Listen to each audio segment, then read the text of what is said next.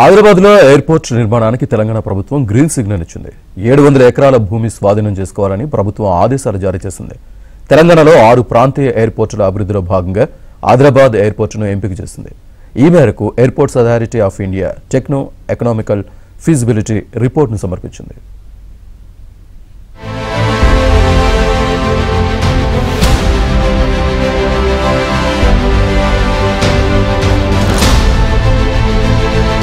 సుమారు 3 కిలోమీటర్ల పొడవైన రన్వే, దానికి ఓవైపు విమానాశ్రయం, మరోవైపు భారతీయ వాయుసేనకు సంబంధించిన కేంద్రం. అంటే పౌర విమానాలు, ఎయిర్ ఫోర్స్ విమానాలకు కామన్ రన్వే అన్నమాట.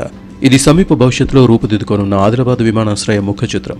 ఈ మేరకు airports authority of India AAI master plan సిద్ధం చేసింది. తొలుత చిన్న విమానాశ్రయాన్ని నిర్మించాలని భావించిన భవిష్యత్ అవసరాలను దృష్టిలో ఉంచుకుని హైదరాబాద్లోనూ భారీ విమానాశ్రయాన్ని ఏర్పాటు చేయాలని తాజాగా ఏఏఐ నిర్ణయించింది.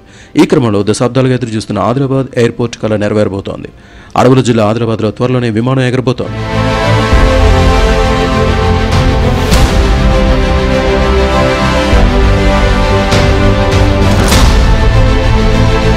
వాస్తవానికి హైదరాబాద్ విమానాశ్రయ కళ ఎప్పటిది కాదు. స్వాతంత్రానికి ముందే అక్కడ విమానాలు ఎగిరిన ఘన చరిత్ర ఉంది. నిజాం కాలంలో యుద్ధ విమానాలకు ఊపిరిపోసిన చరిత్ర హైదరాబాద్ ప్రాంతానికి ఉంది. యుద్ధ భూమికి వెళ్లే విమానాలకు ఇంధనం నింపేందుకు వీలుగా 1930లోనే హైదరాబాద్లో ఏకంగా 369 ఎకరాల్లో ఏరోడ్రోమ్ స్థాపించారు. 1947లో స్వాతంత్రం వచ్చి హైదరాబాద్ రాజ్యం భారతదేశంలో అంతర్భాగమయ్యాక ఆ ఏరోడ్రోమ్ భారత వైమానిక దళం నియంత్రణలోకి వెళ్ళింది. 1970ల చివరి వరకు పైలట్లకు శిక్షణ ఇవ్వడానికి ఆ విమానాశ్రయాన్ని వాడారు. హెలికాప్టర్లకు ఇంధనం నింపే కేంద్రంగా కూడా అది ఉపయోగపడింది. 2014లోనే దీన్ని పూర్తిస్థాయి వైమానిక దళ స్టేషన్గా మార్చాలని ఐఏఎఫ్ ప్రతిపాదించింది. అప్పటి నుంచి ఇప్పటిదాకా జనానికి నిరీక్షణ తప్పలేదు.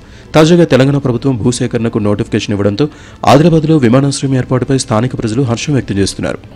ఇవాళ ఎయిర్పోర్ట్కి వెళ్ళాలంటే చాలా వ్యయప్రయాసాలకు ఓర్చుకోవాల్సిన పరిస్థితి. హైదరాబాద్ పోతే కానీ మనకు ఎయిర్పోర్ట్ అనేది తెలియని పరిస్థితిలో ఉండేది.